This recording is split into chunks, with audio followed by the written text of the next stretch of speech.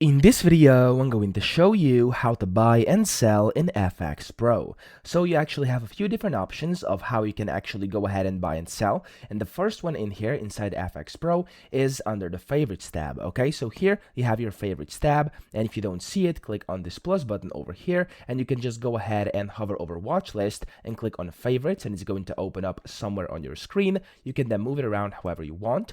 And on here, you can then add on your favorites. Okay, so click on this plus button, add on whatever you want, and just like this, you'll then be able to quickly buy and sell different things you put on your favorite watch list. Okay, so for example, I have Euro USD over here. I could just click on buy or sell over here, and after I do this, basically if I apply, I'll be able to go ahead and buy and sell very, very quickly. Okay, so trading is disabled right now because the markets are currently closed. Okay, so actually I can't show you how to do it, but this is how you do it. So click on the buy or sell button over here and you're good to go.